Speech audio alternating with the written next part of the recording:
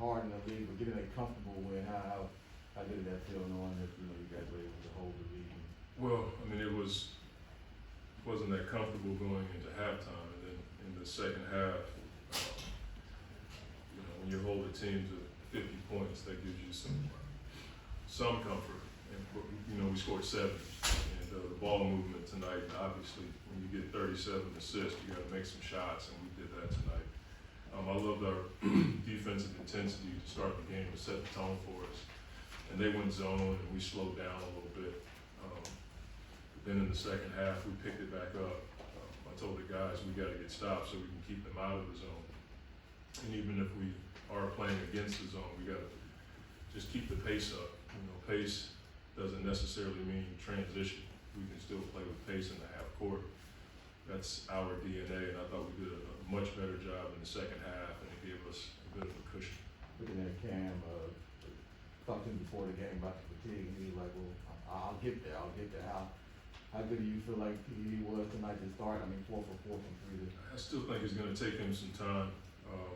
He only played 17 tonight. I don't want to put him back out there. We got to build up his endurance to get him to play 27, 28 minutes comfortably, and then hope that he can build that up to low 30s, which is what we're aiming for. But to see that ball come off of his hands as easy as it did tonight was pretty cool. And when he's making shots like that, it opens it up for everybody else. You can see Mikal slashing, Torrey slashing. Chris was getting in the paint, and a lot of it is just because Cam is out there drawing so much attention. So everybody's, happy to see him healthy. That's the most important thing is to try to keep our guys as healthy as possible. It's hard because we play in a contact sport and we play with a great deal of force, but it's just good to see him out there running around and doing what he loves. You had said before about how, putting the ball in his hand and letting him make plays. Yeah. He had back-to-back assists for 3 that took the 8-point lead up, and then they didn't get the single digits again. Yeah. How big is that, just even though it's a small sample of him doing it? I just think it's good when it happens organically, where we don't have to choreograph it. He and Mikal playing with the ball, playing out of what we do, I think we become a more dangerous team when teams don't know when it's going to happen. The way we play, you pretty much know when Chris and Book are going to make plays because we run a lot of stuff for them. But with Mikal and Cam, to be able to let those guys play out of our offense and create on their own, I think is going to help us become a better team on the offensive. Monty was another really good night for Biz with everything he does, the deep seals. How'd you like his intent? Just the intensity that he plays with, it gives everybody energy. He's going after shots, he's going after loose balls. He's 6'8", and he's down there playing against guys that are 6'11", 7 feet tall, and you can't tell. He's just a diligent worker. He's physical. The guys love playing with him, and I love the assist that he had under the basket tonight. He's getting more comfortable playing in the pocket. And he's been so used to diving and getting all the way to the basket. The way that NBA teams run their defenses now, the low man is coming to take that guy out, and you got to be able to facilitate that pass under the basket or to the second side. Coach, does it feel like Dario Saric is looking as confident as you've seen him kind of post-injury? I hope so. I hope he feels that way. It looks that way, but I hope he feels that way. Anytime you're coming off of that type of injury, we've heard anywhere from a year and a half to 2 years before you start to feel like yourself again. And we're at that point where he should be moving into that area where he's not even thinking about it anymore and just playing natural, instinctive basketball. He's had the last few games. He's getting the ball and taking off in transition. And tonight he tried to dunk one, but I think the rim moved. Yeah, I won't mess with that. But he's starting to get back to that kind of reckless, somewhat chaotic style that he can play, but he can do it under control. He just looks like a warrior out there when he's knocking down threes, attacking the paint, finding guys, setting screens. You know, we try not to put a boundary around his creativity, and I'm hopeful that he can just keep progressing, because I think we can, you know, use him as a weapon, especially when teams go big against us. We feel like his shooting, his defense, his creativity is going to be a weapon for us. Did you go into the season maybe having that expectation then, that maybe it wouldn't be till the second half of the year where you really were getting the Dario Saric we know? Yeah, I just didn't know. I think it's different for different guys. I mean, if you listen to all the medical information, you know, it can take up to 2 years before a guy gets back to himself. Now, guys come back, you know, sometimes in a year, and they just gut through it. We had an open mind about it. I thought it was really important for him when he went and played with his national team.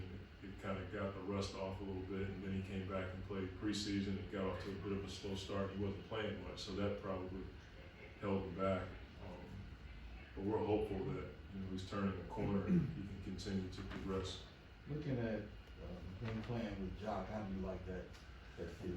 I mean, we like it. It's, you know, two guys that can, you know, pick and pop and knock down shots. They both can play DHO. Dario's probably a better facilitator, but that doesn't mean Jock can't.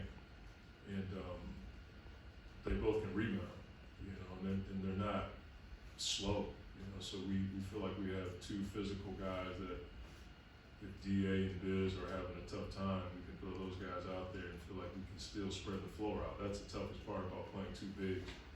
Sometimes it can get a bit crowded in the paint, but those two guys, we don't necessarily have to play in a crowded paint.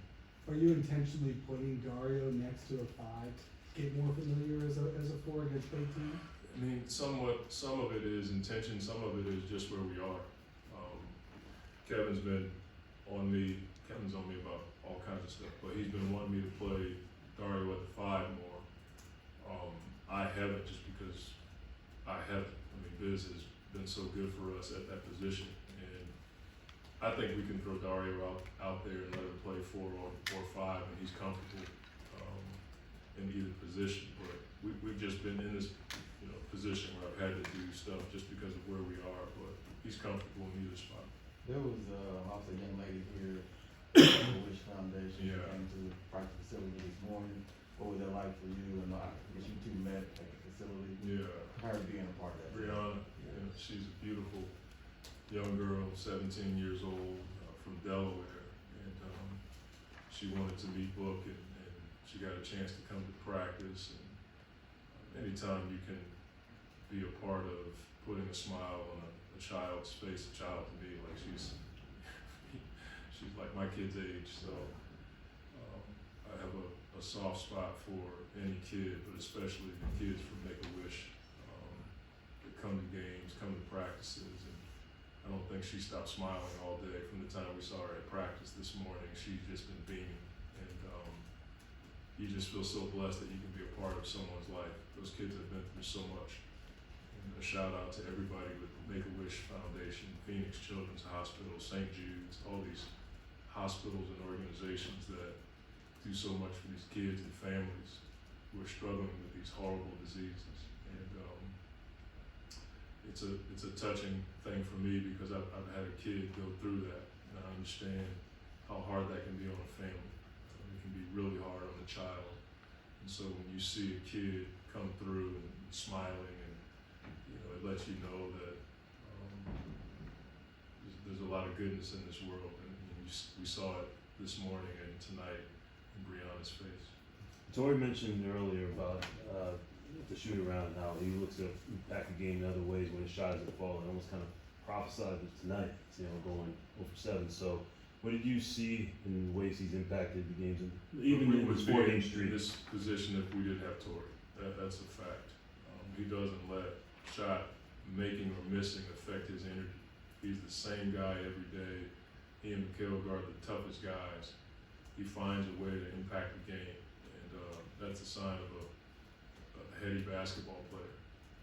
And he takes it personally when he doesn't play well. You know, he doesn't, you know, necessarily feel like he's letting himself down. He feels like he's letting the team down. And I just enjoy guys that know how to affect the game even when they're not scoring. And he's Thank you. Thanks, man. Appreciate it.